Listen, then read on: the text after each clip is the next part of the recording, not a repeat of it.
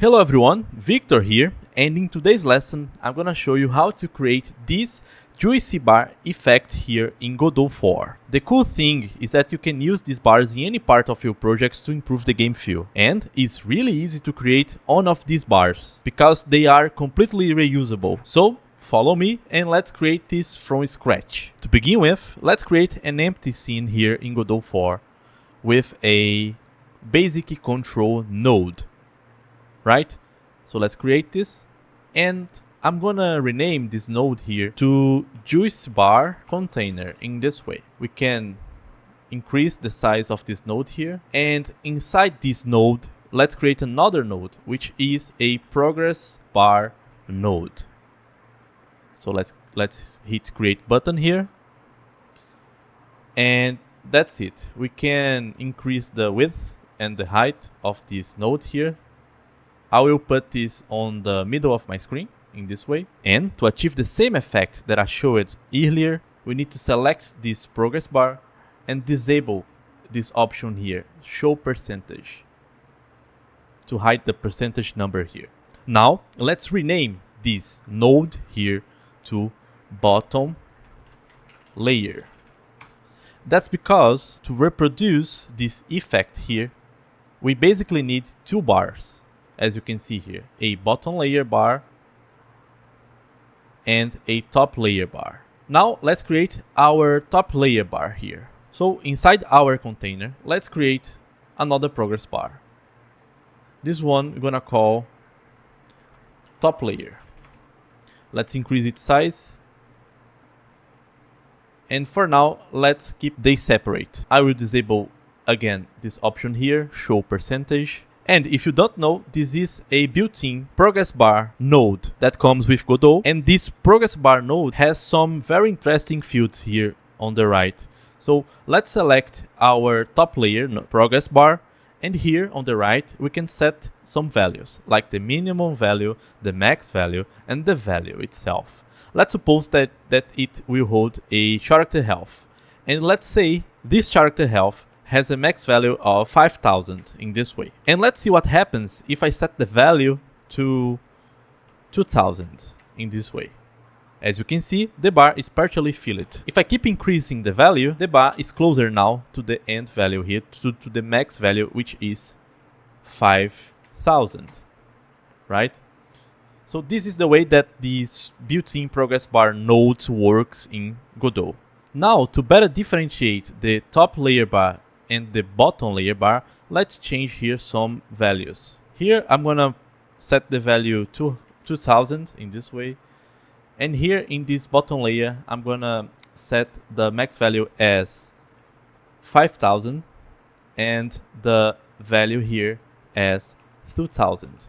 Okay, now let's change some colors and styles. I want the top bar to be red. So how do I change this? It's really easy. We can go here, select the top bar, and go here in the theme overrides. And here on the styles, we can set up a fill style. So here where it is empty, we can click in this arrow and select the option new style box flat in this way. You can also pass a texture here or other things, but for now a solid color, the path that we're going to follow. Now I'm gonna click here in the style and I'm gonna set the color to something like red in this way, right? Okay, now let's change also the color of the bottom layer bar. And to do this, let's do the same thing. Let's go here, select, go here on theme overrides, here on styles, let's select the fill in this way. Let's create a style box flat here. Click on the style box flat and change the color to something like yellow. I think that is a good color here. Something like this, I think. Okay, now if you want to change the background color, you can do it also. For instance, I'm gonna select the top layer bar here, right? And here on styles, I'm gonna set the background to a style box empty. This will make the background of my top layer bar invisible in this way, as you can see. Now I can put my top layer bar over my bottom layer bar, just because the background is invisible. But if you want to change the background, for instance, of this bottom layer here, you can do the following thing. You can go here to the styles, background, here on theme overrides, and create a new style box flat. Click here to open and set the color to a color that you wish, like black or gray or blue, doesn't matter. I'm gonna set this darker purple color here. So this is the basic structure of our juicy bar. For now, I will not leave one bar over the other. I'm gonna keep them separate. Let's leave that for the end. Now let's put our hands in some code. Here on the juicy bar container, let's create a new script, which you can call just juicy bar in this way. Let's hit the create button, and here the first thing that we need to do is create some variables to hold the reference to the bottom layer node and the top layer node. So let's create this. The first one will be the top layer bar, which will be of the type progress bar, and we need to expose this field in the editor inspector. So let's do it using the export annotation in Godot 4. Let's create the second field here to our bottom layer bar, which will be also of the type progress bar. Let's expose this in the same way we did at the top here. And if I go here and select my juicy bar container, you can see that we have now two new fields here in our editor. Now I can just assign these fields, dragging each node to its corresponding fields.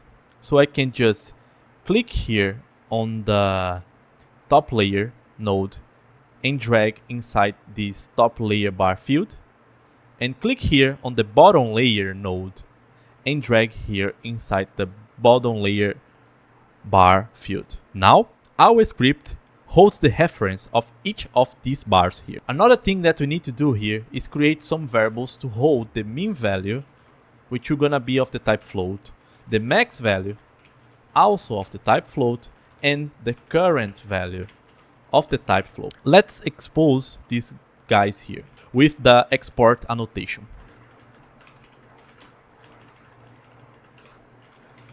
Now let's create a function here to set the progress bar default values. So I'm gonna create a function that I'm gonna call set progress bar default values, that will receive a progress bar variable as parameter. So bar of the type progress bar. We're gonna use this function here to avoid some code repetition. Inside this function, let's call the variable bar and set the min value equals to our min value variable here at the top. So min value. Let's set also the max value of the bar, passing here the max value variable, so max value. And to finish, let's set the value field of the progress bar as our variable current value. Now I can just call this function here for each of our two progress bars in the ready function. So in this way, set progress bar default values, and let's pass here as parameter the top layer bar, and set progress bar default values, and let's pass the bottom layer bar as parameter. So for each bar here, we're gonna call this function. Another cool thing that we can do is set the current value as the max value at the beginning of the game in this way.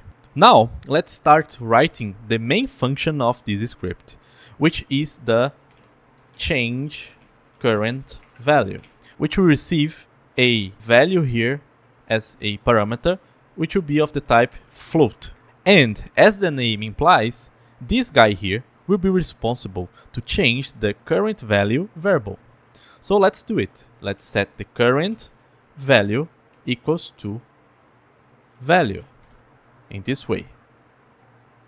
But there is a problem.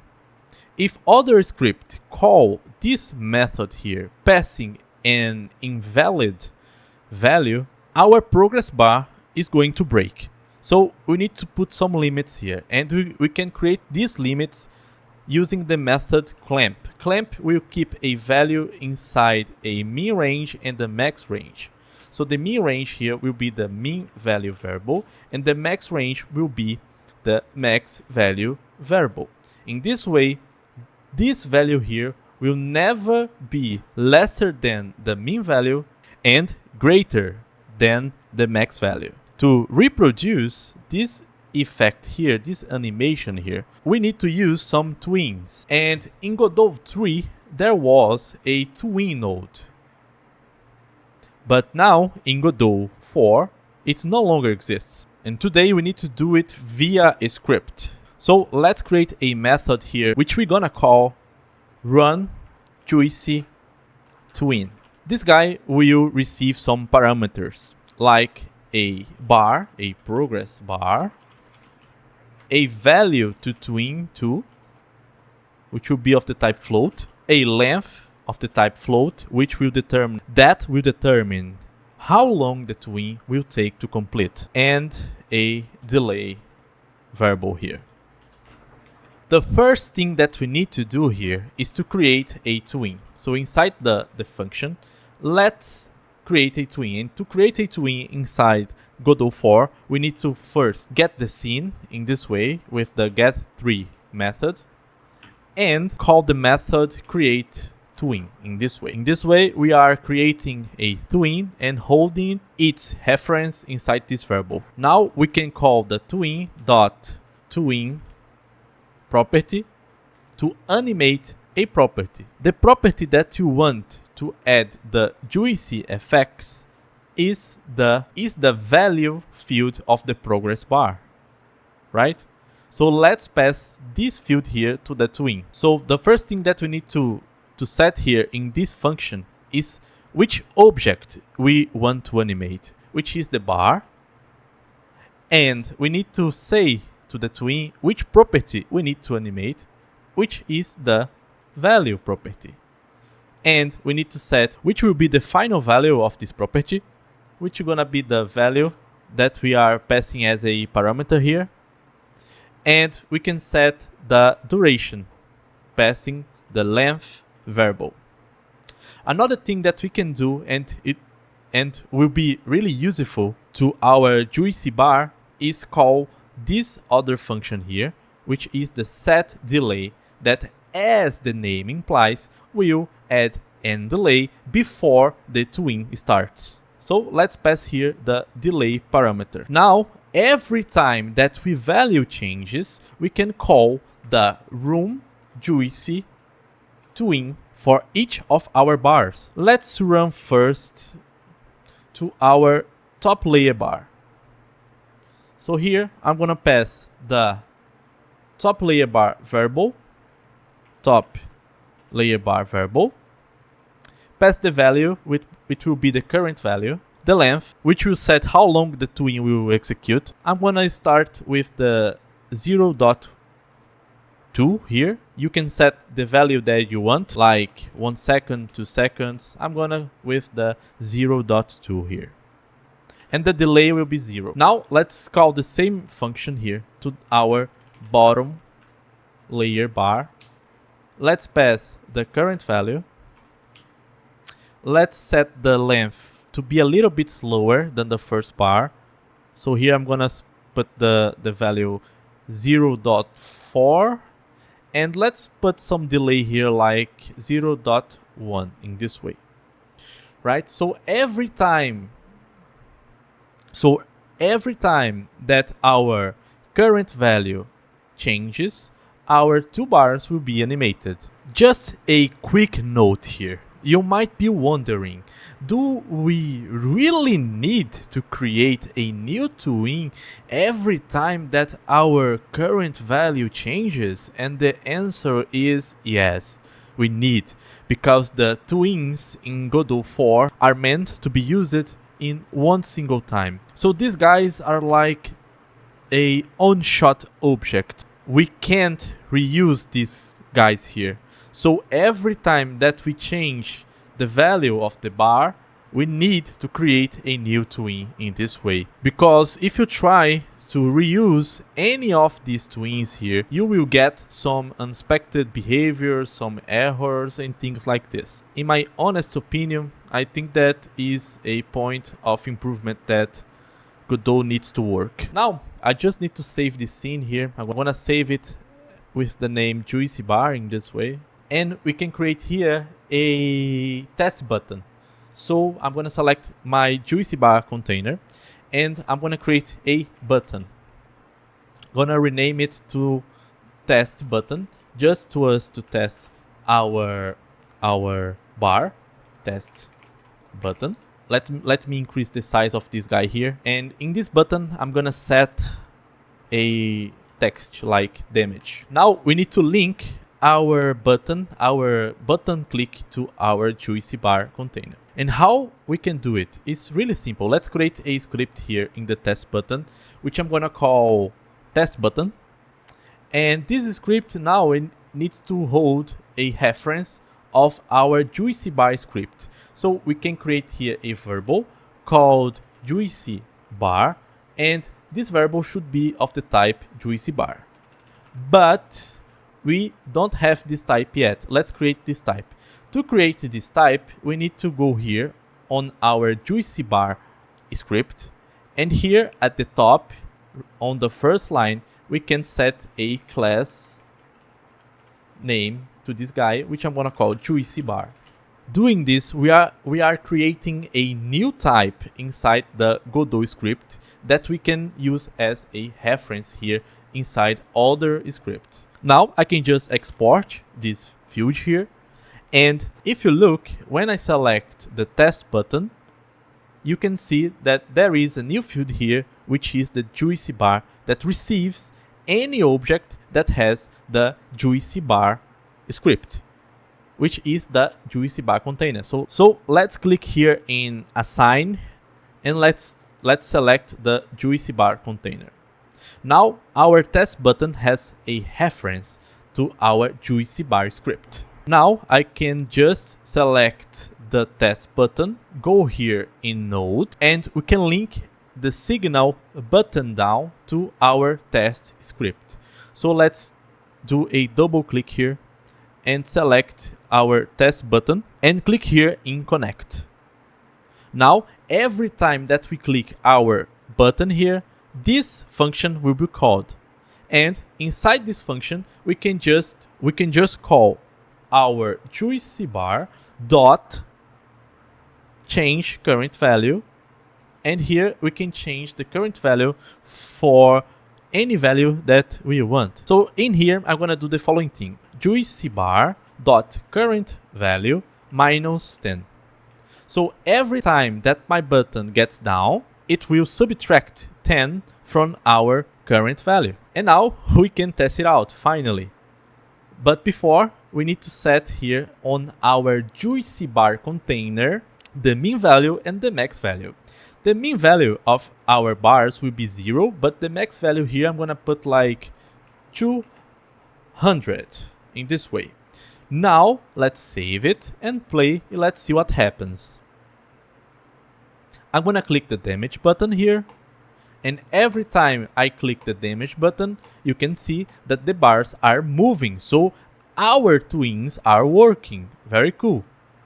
And as you can see here, the yellow bar has a little delay to run when we compare to our red bar here, as you can see, right?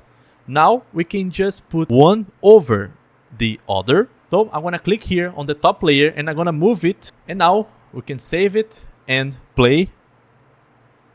And let's hit the button, and as you can see, the effect is happening. Nice. We can improve this code now doing the following thing. Let's go here on our juicy bar code and let's create some more variables.